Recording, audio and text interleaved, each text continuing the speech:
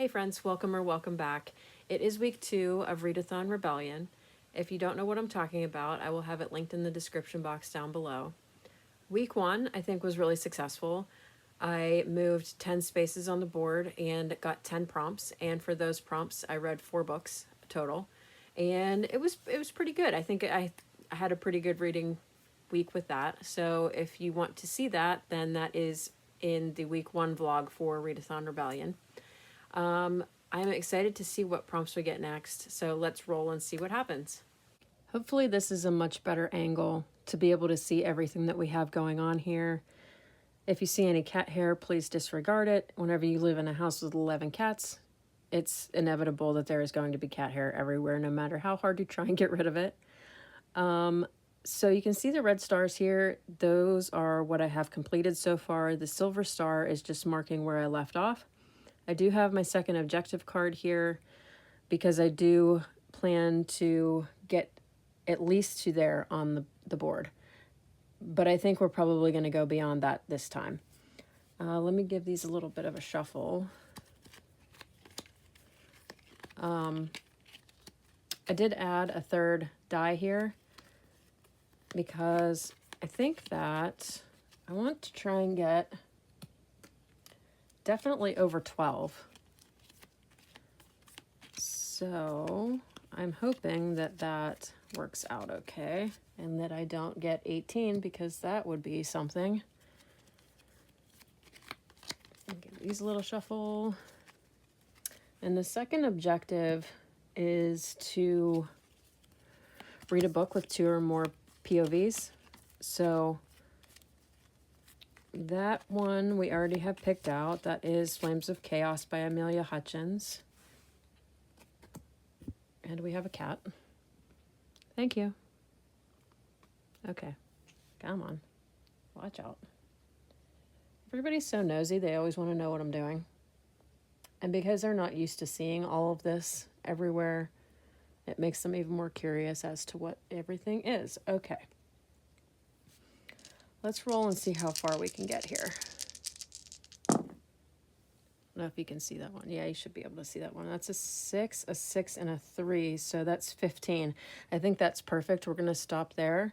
Watch out, mouse. Watch out, mouse. Okay, let's see what we need to pick, though. That is Roadblock.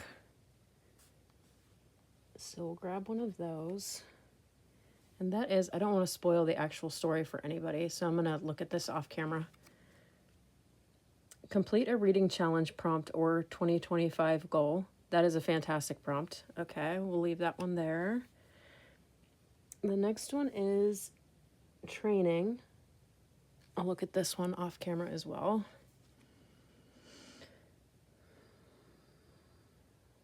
Read a book you've been postponing. I have plenty of those. Okay. Oh, mouse. Hi. Okay, the next one is a side quest. Mouse. Read a book with a weapon on the cover. Okay, I think we can do that. And then we have info gathering. Excuse me, mouse. This one is read a book ending in an even page number. So far, I think everything is doable. Okay, then we get to a roadblock. That one is read a book with a number or special character in the title. Yikes, that one might be tough. Okay. And then we have another training. This one is read a book with a green cover. Ooh, I don't know if I have any books with green covers that nothing that's coming to mind at least. I'm sure I can find something, but all right, where did we leave off here? Where am I at? I already forgot. I'm getting distracted by mouse playing with the dice. Okay, we left off on training, which is right here. Then we need a side quest. Sorry, my eyes are really bad. I can't see. Info gathering. And a roadblock. Side quest. Info gathering. and a roadblock. Let's see what these ones are. Side quest is read a book heavier than your last read. Okay. Info gathering is to post a photo of what you've read so far or what is left on your TBR and tag Mel and your council leads in it. Okay, great. Non-reading prompt. I love that. Okay. And the roadblock, use your skills to distract the guards. Okay, so I decided to join the Hearts. So my prompt is to read an audiobook, which is perfect because that is the main way that I consume my books. So, all right, let's get all this set back up. Mouse, you're trouble. She's not really trouble. She's really sweet. How many do we have so far? 1, 2, 3, 4, 5, 6, 7, 8, 9. Objective 2 is 10. Okay. So we need 2 more, which is training and a side quest. Okay, I picked training and a side quest. Okay, the training card is to read a book with a friend or participate in a book club. That is perfect. I have plenty of friends to read with. And then the side quest is to read a book with a 4+ word title. Okay, so we're going to have to see what we can find for all of these. I think for my first book, I'm going to use one of the training cards says to read a book with a green cover. So I think I'm going to use that and find some books with green covers that I've been postponing that I can get the audiobook for. So another training card, is that a training card? That was. Another training card for a book I've been postponing. So I'm going to use that with the green cover and use the roadblock card with an audiobook to see what I can come up with there. And I'm just going to put them all on a spinner wheel because if you've seen in my other videos, part of my book band challenge is to use a book spinner wheel. So I'm going to find some books that I've been postponing that have been on my TBR for a while that have green covers that I can also get the audiobook for, and I'll be right back with that spinner wheel. Okay, so I've made my spinner wheel. I chose 5 books that I either easily have access to or ones that are from my shelf that have been on my shelf for a while. So let's spin this wheel and see what we get.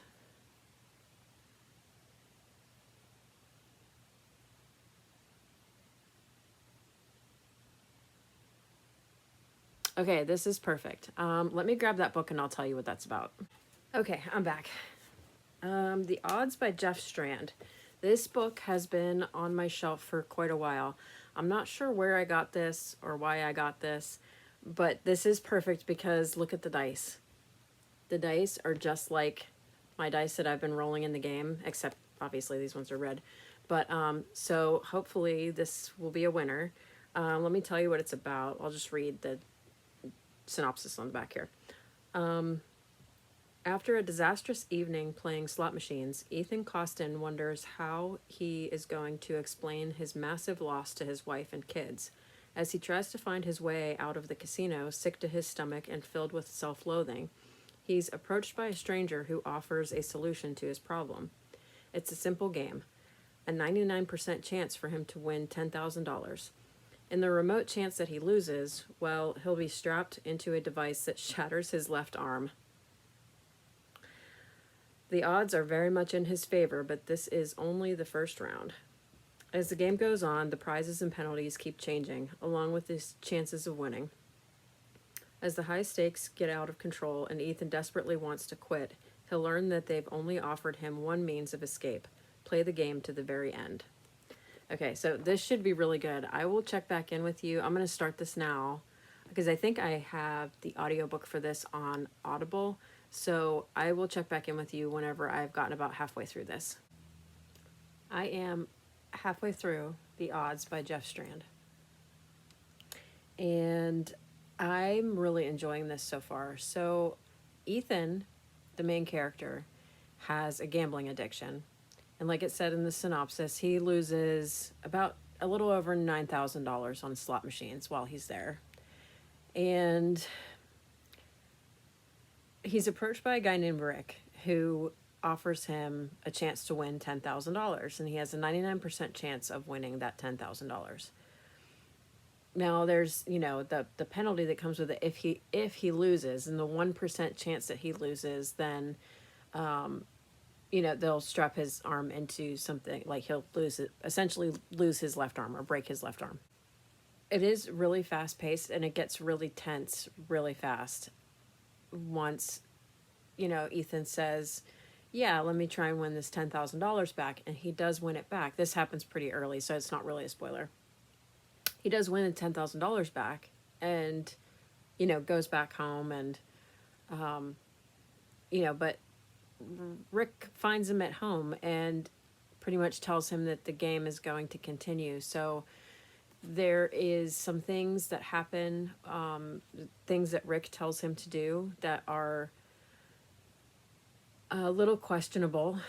I don't know that I would make the same choices as him. But would I? I don't know. It's really hard. He's in a tough situation, Ethan. He's in a tough situation. And this hooked me like almost immediately also, just because of Ethan's situation and just the way that it's going. I'm very curious to find out what's happening here, because there are some elements to Rick that make me question what his motives are for doing this. I'm trying not to give anything away. So yeah, I am really enjoying this. The writing is a little simplistic, but it's not really bothering me. It doesn't normally bother me that much whenever the writing's overly simplistic like this. It does have this kind of element to it that reminds me of Saw, or even kind of Alice in Borderland in a way. There are moments where I feel like really, really stressed for him, and so I'm very excited to keep going with this. I will update you again whenever I've finished it. I have some other like house things to do, like I always do. I always have something to do around here. So I will keep listening to this while I do my house chores, and I will let you know whenever I have it finished. It is a little later in the day. I have finished The Odds by Jeff Strand, and I really, really like this a lot. I thought about giving this 5 stars. There is a little bit of something that is keeping me from giving it 5 stars though. So I think I'm going to give this 4.5. I really ended up enjoying it. The pacing is kind of exactly what I like in a good horror thriller book. This one, I feel like it's labeled horror on Storygraph. I personally feel like it leans a little more towards thriller, but I can see how it would feel like horror to some people. So it's probably just, we'll probably just call it a blend. So it's like a horror thriller blend. Sounds about right. So yeah, the pacing was fantastic, and I feel like the tension never really lets up in this. It does a little bit here and there, but for the most part, like it's tense, and I was so nervous for him. There were so many things that happened in this book that I don't know. I can't really explain it without giving anything away. So I still stand by this having some elements to like the Saw movies in it. It's just what it reminds me of a lot. So keep that in mind before going into it. If that was something that you couldn't watch, then maybe this isn't quite as bad. But there were some really clever plot twists in this also, and I just really, really enjoyed this. So I would recommend this with caution.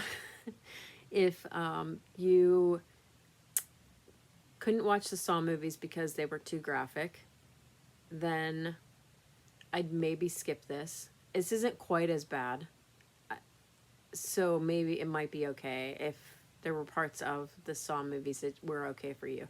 So this might be okay, but I would definitely recommend him. I'm really excited to read more from this author because I feel like, Clowns versus Spiders was I think I gave it 4 stars. I did enjoy it though. I can't remember if I've read anything else by him before, but I definitely think that I'm gonna have to check into other books that he has and see if I can read more during October for Halloween, because I just really enjoy his writing a lot. So 4.5 stars for that one. What are we gonna work on next? I think I have our next book picked out.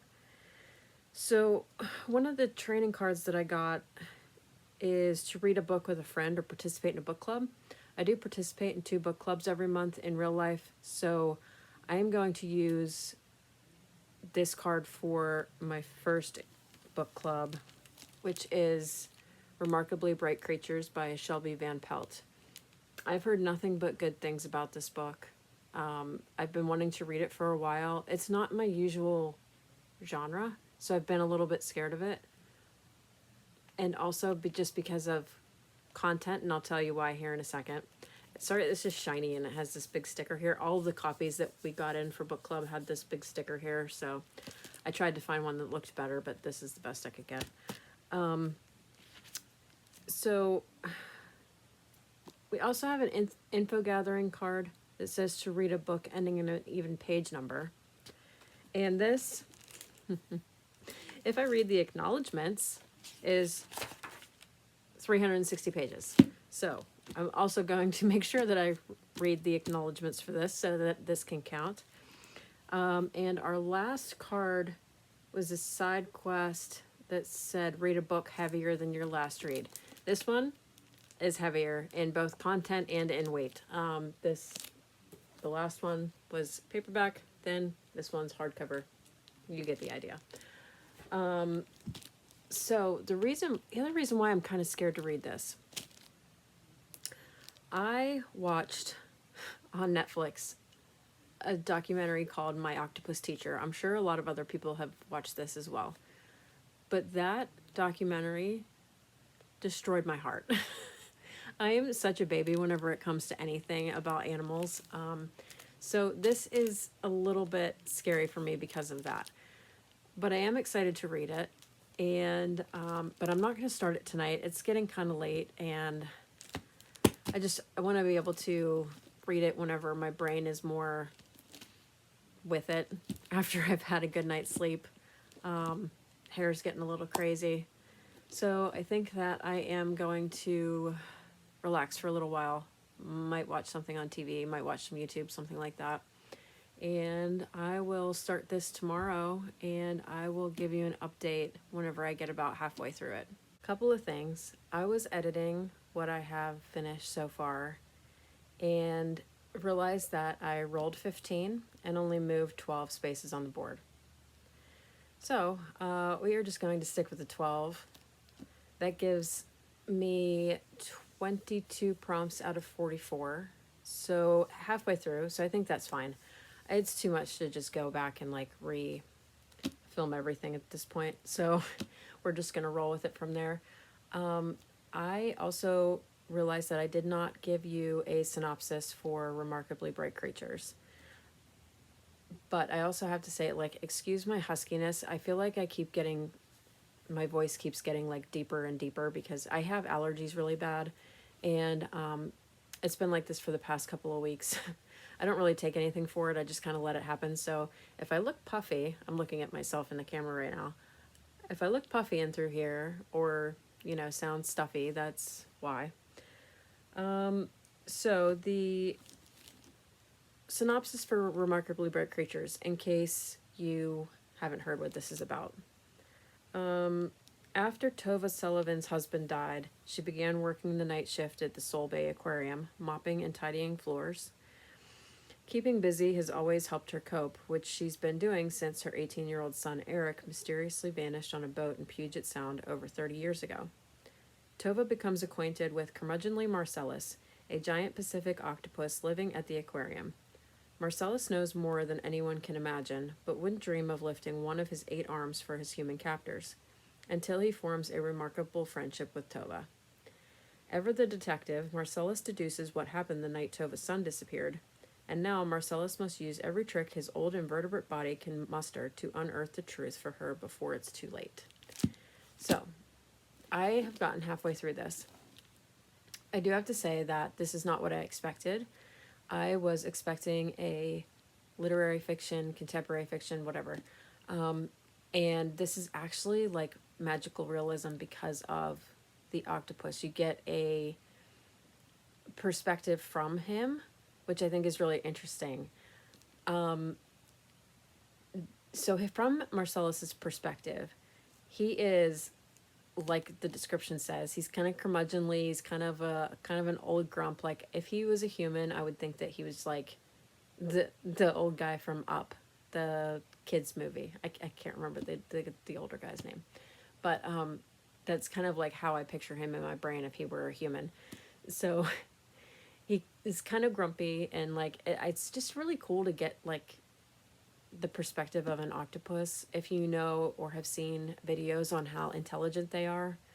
And you know, it's not that I necessarily think that they like think these like deep thoughts like Marcellus is, but the things that he does and the kind of like tricksy way about him is accurate for what an octopus can do, which I think is really interesting. So she must have done her research in order to, you know, put these things in to the story.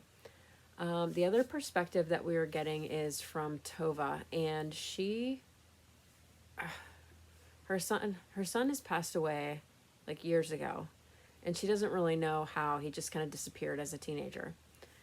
And her husband has passed away recently, and so she's just kind of existing and like always doing something. She has a group of ladies that she goes to see. She goes to the aquarium to like clean up and everything, and she's very particular about it. Like she wants to bring her own cleaning supplies because what the aquarium provides isn't good enough.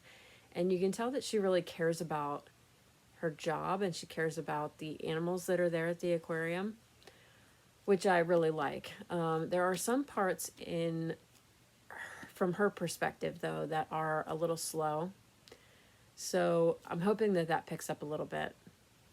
But I do like her perspective. I just don't love it yet. I feel like it might be picking up soon, but I'm not entirely sure. And the other point of view that we are getting is from Cameron. Cameron is very frustrating to me. He is, I think, in his... How old is he? I think he has to be in his 20s, maybe. But anyways, he's young, and the mom in me just kind of wants to shake him because of the thoughts that he has and the way that he's going about living his life. And this kind of like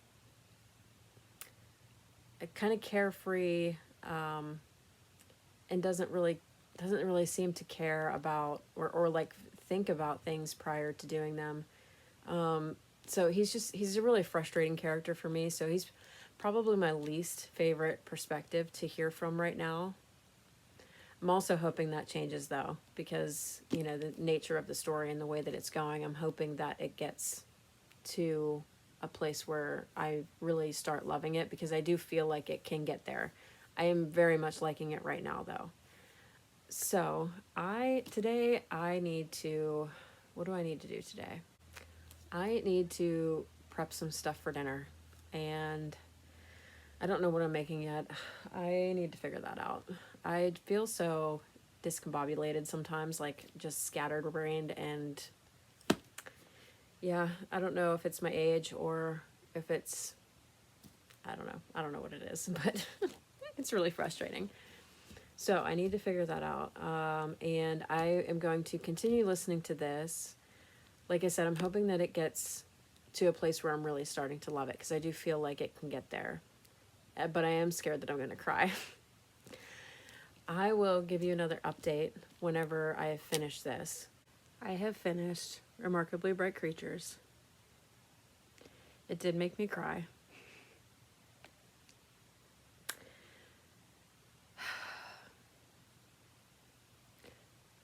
This was amazing. So it did get a lot better, obviously. The way the author wove the stories together and all the like intricate details of it, she wove it together so beautifully. Like I can't even express enough how beautiful this book is. I need to put it down though because it's heavy. It ended in a way that I'm happy with, you know. It just, I feel very like satisfied by this book. So this is no doubt, this is a 5-star book for me. And it is probably, it's one of my favorites. If you have not read this book because you think that literary fiction is not for you, magical realism is not for you, just give it a try. Just give it a try, because the story itself is just so, I can't even say how much I loved it. I just loved it so much. I need to get a copy of this for my shelf, because this is a shelf book right here. One of my bigger shelves, the one that I filmed my booktube newbie tag in front of, was my favorite shelf, and I'm trying to get it so that my other shelf has all of my books that I've acquired over the years that I have not read yet. I'm trying to get that one also down to the point where I only have this behind me, where only these are the ones that I need to read, so that I have 2 big bookshelves with favorites out there. I don't have a whole lot of space here, so because my husband has filled up my entire house with fish tanks. If you know me, you already know this story. So this is definitely a bookshelf book for me. I cannot express to you how much this it made me smile and made me sad, but sad in a good way. I don't know. Hopefully this book doesn't ruin every other book that I read for this vlog, because this was just a very special book. And if you're not going to read the book, at least go down Netflix and watch My Octopus Teacher, because I think that there is a lot of beauty in this world that we're not aware of sometimes. You know, we just don't take the time to really like see it or experience it. And so yes, please either read the book or watch the show or the documentary, or do both. That'd be great. I want to know if you've watched it or if you've read this book. I want to know what you think of it. So we need to pick our next book. But again, it's getting kind of late, so I'm not going to start it tonight. I think that we are going to read, I have a plan for these. I've had them set aside because I knew exactly, whenever I saw a couple of these prompts together, I knew exactly which book I was going to read for this. I have a cat trying to get in my room. Ma'am, excuse me. Oh, cats. I swear everything is a scratching post around here. Okay, anyways. I am going to use the side quest card that has a prompt for read a book with a 4+ word title. And I am also going to use the other side quest card that says read a book with a weapon on the cover. And I'm going to use a roadblock card that says to read a book with a number or special character in the title. So the book that I have picked for these 3 prompts is Breathe In, Bleed Out by Brian Macaulay. I feel like this book is the best choice as a follow-up to a 5-star book, because I have read Curse of the Reaper, which I thought was fantastic by Brian McCauley. I loved it. The audiobook for that is fantastic. It was just so well done. And I also read the Christmas one. She's trying to get in again. She's a troublemaker. Mouse. That's why I left her out there and shut the door. She's mad at me, though. Candy Cane Kills. That's what it was called. I read Candy Cane Kills, and I think I read Candy Cane Kills too. But I really liked that also. So I'm really hopeful for Breathe In, Bleed Out that this is going to be another fantastic book from this author. I will start this tomorrow, and I will give you an update whenever I am halfway through.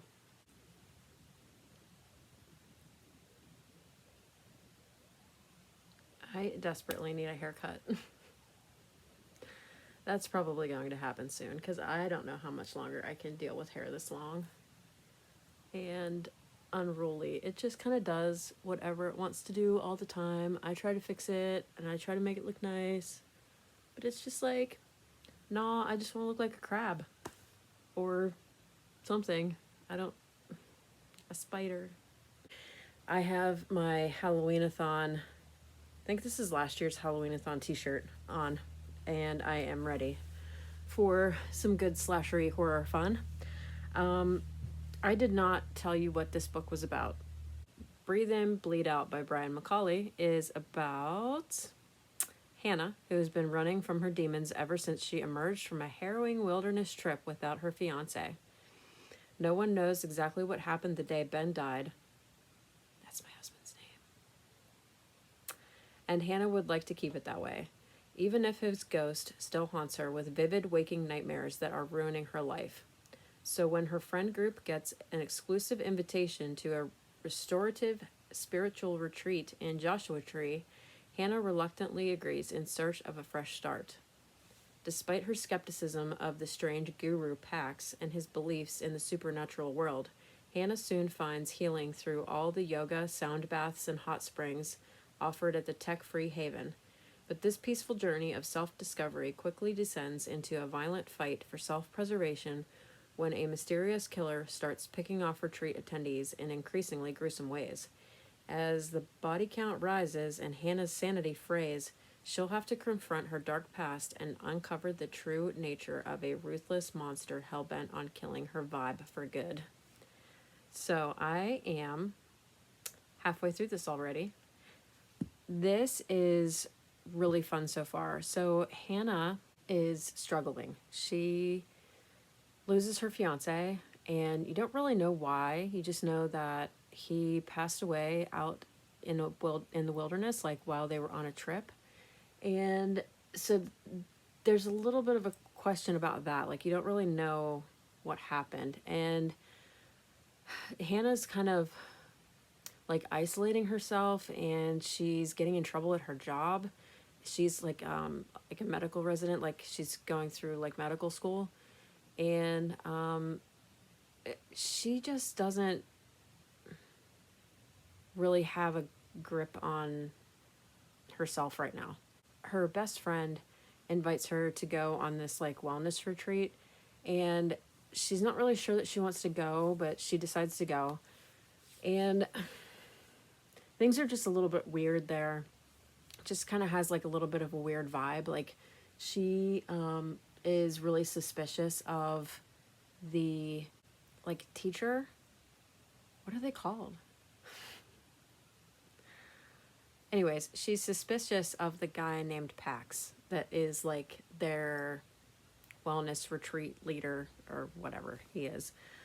And he is just really weird, and it just has this really like kind of creepy vibe to it. I'm sorry, I'm just going to keep being distracted by my hair because it is ridiculous, and I don't know. I am finding that parts of it are a little bit slower, but it's not really bothering me that much, I guess. It is pretty good. Whenever Hannah starts talking about these like dreams and nightmares that she's having, I'm like really interested in that. I've always kind of been interested in like dreams and like the reason why you have certain dreams. I've always just been kind of curious about it, I guess, because like I've had some really weird dreams in my life where I'm like, why in the world would I dream about that? And like, I don't know, just some like off the wall things sometimes where I'm just like, where did my brain come up with that? But she, the dreams that she's having are interesting, and the dynamics between her and the people that are there at the retreat with them are also kind of interesting. It is a slasher. It is very campy. Like the kills and everything so far have been really, really gruesome and like really gnarly. So I am enjoying this quite a bit. It's pretty gory. But again, like I love, like, even some books, some of my favorite books are considered extreme horror, so that's not bothering me at all. So yeah, I am really liking this so far. I'm excited to get this one finished. I am going to try to get you some cat content today, and I don't really have a whole lot to do around the house, but if I come up with anything, then I will let you in on it. I'm just gonna kind of chill today. I mean, I'm really starting to feel that like fall, like kind of, I really want to read horror books and like just this kind of like fall vibe. I'm kind of feeling it lately. So I'm excited to be reading this, and I will update you whenever I have finished it. Hopefully you will have cat content now. Okay, so I wanted to get a video of Mama B because I talked about her, but then she didn't make it into the video. Hi! Did you hear me talk about you? Sorry if this is shaky, and sorry if you can hear fish tanks in the background, but she is laying by the fish tank, so. Hi, pretty.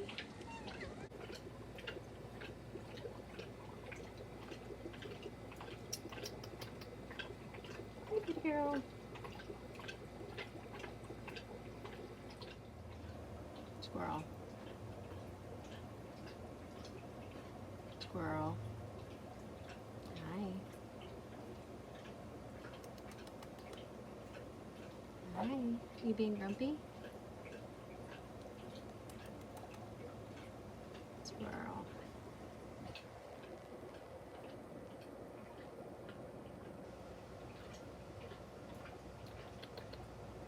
Hi, squirrel.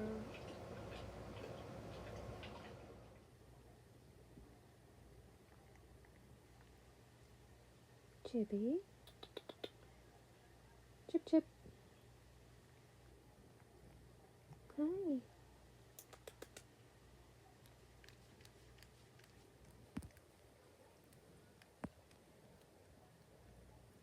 Chip, chip. Chippy's the baby. He is 1. He was born on my back porch. Mama B is his mom. Chippy. Hi, Mouse. Hi, Mouse. Chippy. Chip, chip. He doesn't listen, though. Hi.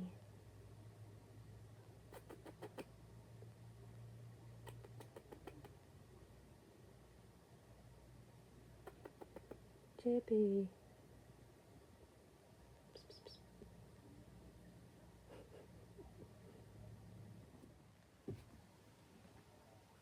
This is Finch. I was very upset when Rag got her spayed that they tipped her ear because she was feral whenever I took her in, but I told them not to tip her ear because she was going to be staying inside. But yeah, she was completely feral whenever I brought her in, but she's doing really well now.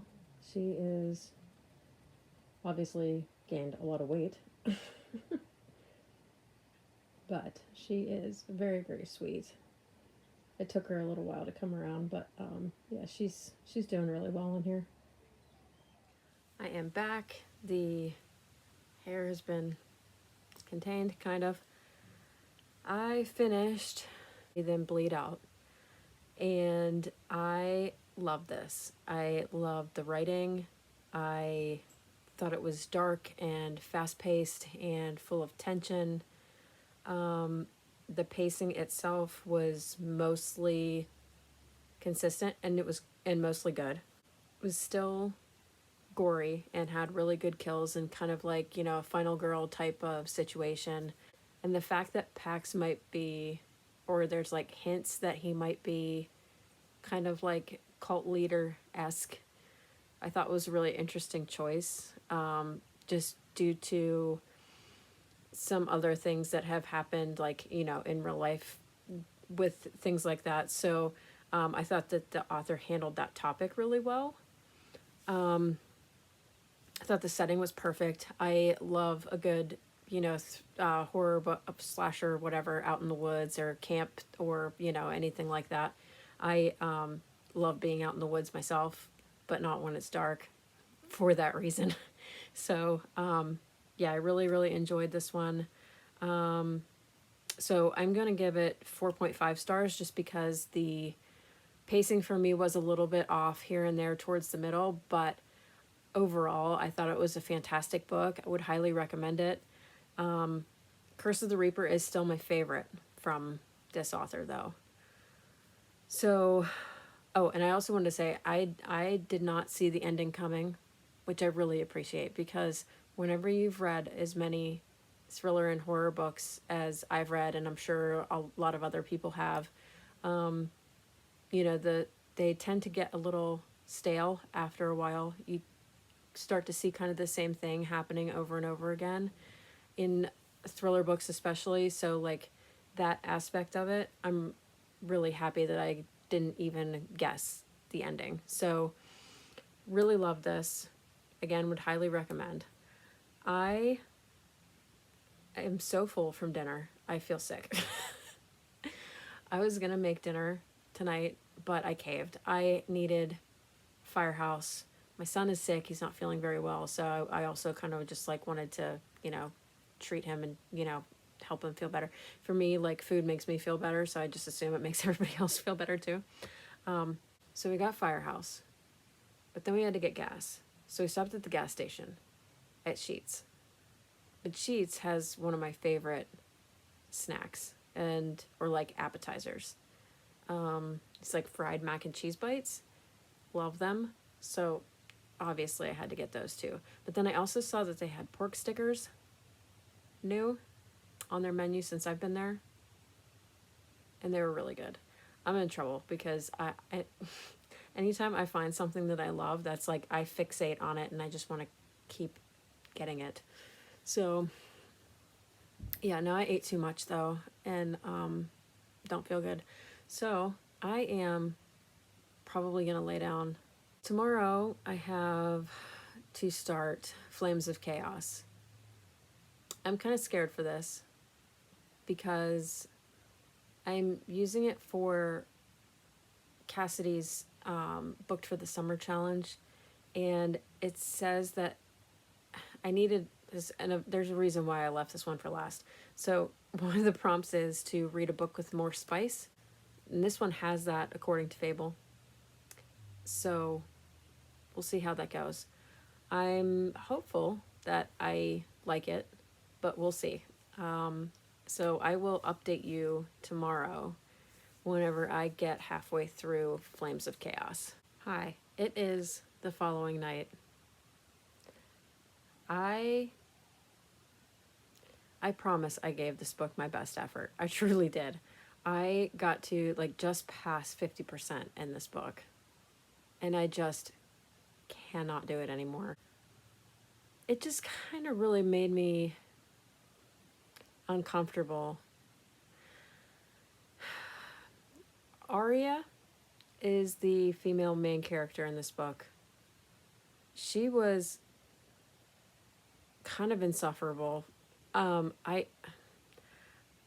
But Knox, who is the male main character in this book, is probably one of the worst characters I've ever had to listen to. I did not like the dialogue between the two characters at all. It was spicy for the sake of being spicy.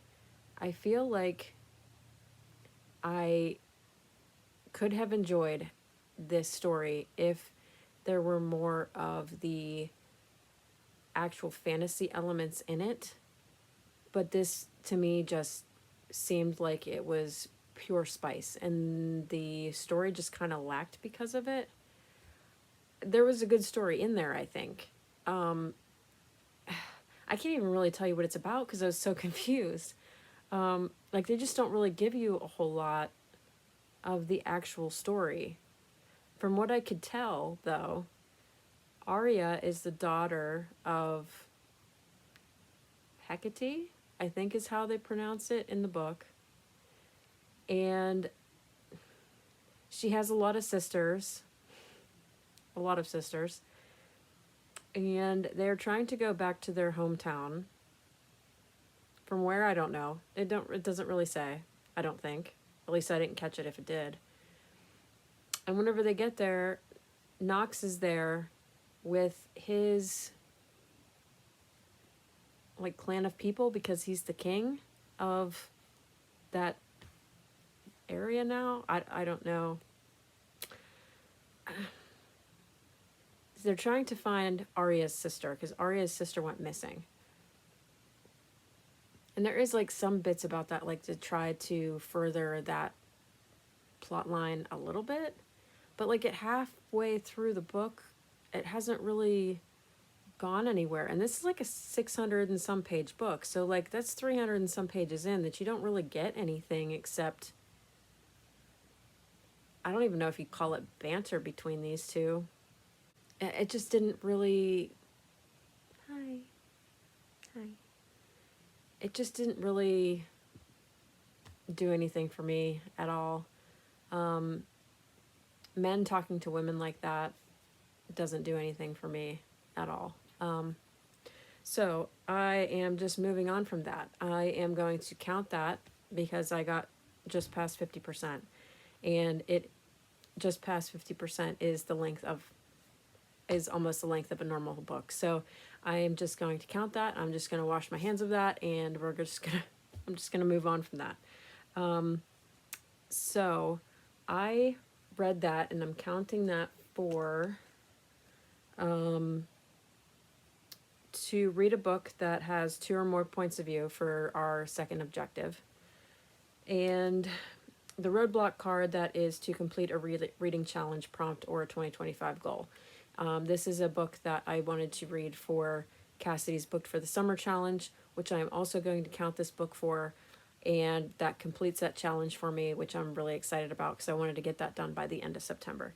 So that was a DNF, obviously, so that was a bummer, but I also read The Odds by Jeff Strand, which I gave 4.5 stars. And I read Remarkably Bright Creatures, which I gave 5 stars. And I read Breathe In, Bleed Out by Brian McCauley and gave that 4.5 stars. So overall, other than this particular book, it was a very successful vlog for me. I found a new favorite and 2 other books that I can recommend to friends. So I'm excited to see what week 3 brings. I would say that so far the halfway point of the Readathon has been successful also. So yeah, I'm just really excited to see what else we get up to in the next vlog. Hopefully I'll have something more exciting for you than just cat content. I don't really do a whole lot other than sit at home and read and work and take care of cats. So you know, B-roll is always going to be one of those things that I am a little lacking on. But, you know, hopefully you still stick around, even though I don't have, you know, clips of me going to Starbucks or clips of me going, you know, wherever, because I don't go anywhere. I think the last thing I have to do for this week is to post a photo of what I've read so far and tag Mel and my council leaders in it. So I will be doing that tonight before I go to bed. And I will see you in the next vlog to see what our prompts are for the next week and to see what we're reading. So I'll see you next time.